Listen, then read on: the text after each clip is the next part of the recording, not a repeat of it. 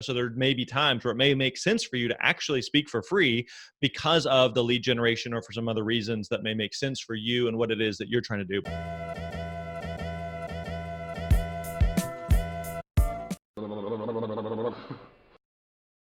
Hello, everybody. Welcome to the Strategy Show. In this episode, I'm super pumped to have Grant Baldwin here, master of the speaking word, because we are following up our conversation. And now we have a plan. If you didn't listen to the last two episodes, there is the whole checklist and the whole plan there, how to start. But now we want to talk money. What about the pricing? How do we get the pricing right? And of course, how do we raise it and scale it from there? Yeah, good question. So there's a bunch of different variables and factors that go into pricing. And again, we talked about this on the episode a couple of weeks ago. Some of this depends on your what your speaking model is. So there may be times where it may make sense for you to actually speak for free because of the lead generation or for some other reasons that may make sense for you and what it is that you're trying to do. But let's assume for a second that you are trying to, I go speak, I collect a check, and that's the goal, right? I want to get paid to go speak at a certain event. And so there's a couple of variables and factors that go into it. One is going to be your industry. You can charge more in some industries versus others. You can charge more speaking to associations versus corporations. You can charge more speaking to colleges versus elementary schools, right? It's not that one's better or worse than the other, but you can just charge more in some industries versus others. You can also you can charge, your another variable and factor is going to be your experience level. And so if you're a brand new speaker just getting started, you typically won't be able to charge as much as someone who's been doing this for several months or years and is just frankly a better speaker. And another variable and factor is going to be your marketing materials. So we touched about it on the last episode, your website, your demo video. You want to make sure that those things look sharp, that they do look professional. Because whether we like it or not, people judge books by their covers. And so you want to make sure everything looks good for what it is that you are communicating, right? So if your website, your video looks bad, people will assume that you're a poor speaker, even though that may not be the case. It may not be accurate. So you want to make sure again that everything looks sharp and looks professional. So those would be a couple of the big factors and variables that come into how much you should be charging as a speaker. Beautiful. Before we go into the assets and if a book is still the one thing to do or the website, etc., one step back. Some people say it's about volume. When you start, just do your first 20, your first 30 gigs, even if it's for free. Maybe you get a video about it and should be happy enough. What's your take on that? Should one start for free? What's the limit? What's the tipping point? Yeah, I don't know that there is like a certain tipping point where, hey, after you've done X, after you've done 10 gigs or 50 gigs, or you have to do this many gigs first for free before you can get paid. Sure, that's fine. If you can certainly do that. And there are times where it may make sense to speak for free at events. There's nothing wrong with that.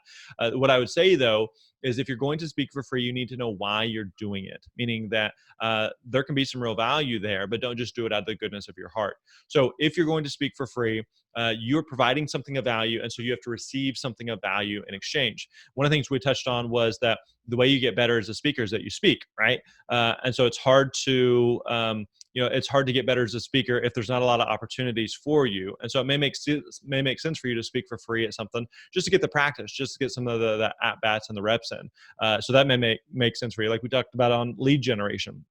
If you have some type of product or service that you want to offer, it may make sense for you to speak for free. It may make sense for you to speak for free if it's a cool place, it's a cool destination that you want to go to, right? So there's a lot of reasons where it may make sense to speak for free, even just to build relationships, to network with other people. There's other speakers or the event planner, that they have other events. And so if you do a good job with them, that they may hire you for other things in the future. So again, all that to say, there's a lot of reasons why it may make sense to speak for free. You just have to be clear on why you're doing it. But to answer the question, like I don't think there's any threshold where you have to do X number of gigs for free before you are quote unquote qualified to be a speaker. I know some speakers who they did a whole bunch of gigs for free first, and some who didn't do any gigs for free first, and that's fine. Both are effective. Both work.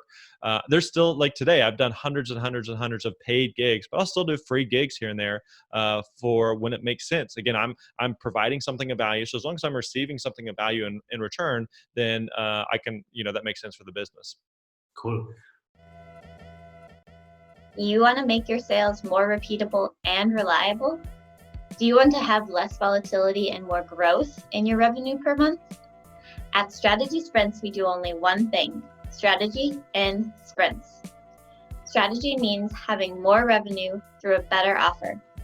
In sprints means having more energy in your team every week. Check out if your ROI is as high as it is for most service-based and online businesses and startups we work with, which is over 100%. You can see it in just 15 minutes by going to strategysprints.com/sales and completing our online exercise to know what your ROI would be with our accelerator program. We are ready to sprint. Are you? What are currently the prices out there in associations, in corporations? What can somebody, if they get really good at speaking, what can they charge for? Yeah, good question. So we touched on this a couple of episodes ago. A shortcut answer would be to go to myspeakerfee.com, myspeakerfee.com. Like we talked about, it is a free speaking fee calculator where you answer a couple different questions. It'll tell you what you should be charging as a speaker based on a bunch of different variables and factors there. So we touched on, your industry is going to be a big factor, your experience level, what your kind of goal is with speaking. So there's going to be a couple different variables and factors there that it will take into consideration. So definitely check out myspeakerfee.com. But for speakers who are kind of newer, up and coming, usually anywhere between $1,000 and $5,000 is a decent starting point. $5,000 to $10,000. The speakers who've been at it for a little while, they are pretty solid, kind of up and coming speakers, and especially in the corporate and association space. Churches, education, nonprofit is usually going to be like in that $1,000 to $5,000 range. And then from $10,000 to $20,000, you're going to have some like really strong corporate and association speakers who've been at it for a long time, who have a little bit of name recognition. And then those who have more name recognition and are some of the best speakers are going to be anywhere from 20,000 to way up from there. So it can certainly vary significantly depending on, again, a couple different factors there. Cool. What is one of your main clients or somebody that can be studied? If you say, okay, that you can study that path, you can study how this person does it, who would you recommend? Well, again, I think it depends on what your goals are as a speaker, right? So I would highly recommend that you follow this exercise and that you look for people who are a step or two ahead of you. So, in the previous episode, we talked about, the example of if you wanted to speak to realtors, right? That I would look for a realtor speaker who is someone who, again, is not light years ahead of you, but just a step or two ahead of you, maybe a year or two ahead of you, who that you could kind of look at and see as an example of what that path might look like. But that path might look totally different for someone who's saying, I want to speak to college students, or I want to speak to high school students, or I want to speak to, I want to speak in the medical industry, right? So there's a lot of different options and paths that you can take. So I think it's, again, good to look for someone that you can kind of model who's a step or two ahead of you. But there's not necessarily like, hey, there's this one person and everybody look at this person, because their path is going to be different than your path. Let's talk assets. What are assets that I can build along the way that I can leverage to have a better price? Is book still the one thing, or what is it nowadays?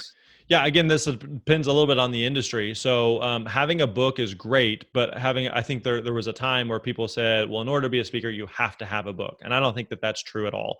I mentioned we had just released our new book, The Successful Speaker. And I have booked a lot of gigs long before without a book. And so you don't have to have a book in order to be a speaker. So I would not ever view that as a prerequisite. If you have a book, great, as long as the speaking that you're doing is in alignment with what the book is about. So I see some speakers who say, hey, I have a book on X topic, but I want to do speaking on Y topic. And then there's just kind of that disconnect there. So if you're going to speak, if you're going to have a book, then I would highly recommend that you make sure that they are in alignment. Now, as for your question as what some of the other options are, yeah, you can do a book, you can do a course, you can do coaching, you can do consulting, you can do a podcast, you can do any number of things. But again, this comes back to like what your goals are and what it is that you want to accomplish. So, so right now I do some speaking, I do a lot of courses, we do some group coaching, and that's the core of what our business looks like. I don't do any one-on-one coaching really. I don't do any live events. We don't do any masterminds. Like all those things work. All those things are effective.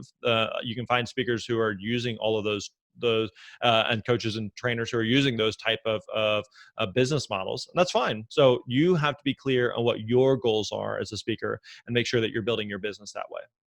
Beautiful. One thing you did change your mind about recently about speaking. What is something I changed my mind on? One thing that you changed your mind about. One thing I changed my mind on. Well, I think like especially right now. I mean, at the time of this recording, there is all this coronavirus scare right now, and so I think it opens up new opportunities for some virtual speaking. I don't think virtual speaking is ever going to replace physical in-person events. Again, people crave that human interaction. I think we're seeing that right now with so much of the world isolated and quarantined, and cities and communities and countries on lockdown. People love being with other people, and so I think that the speaking industry again has a lot of stability in that people will always want to be together with other people. But virtual is something that can also kind of fill the void when a physical in-person event can't be possible.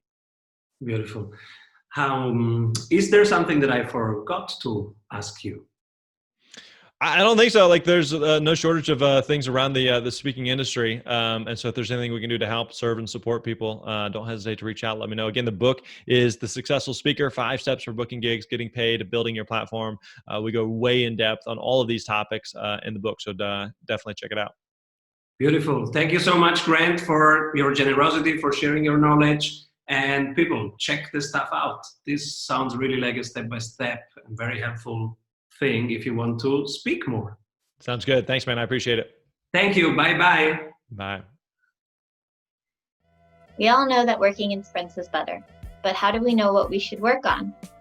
You're in luck because we have a 15-minute exercise that will give you complete clarity on where to take your project next.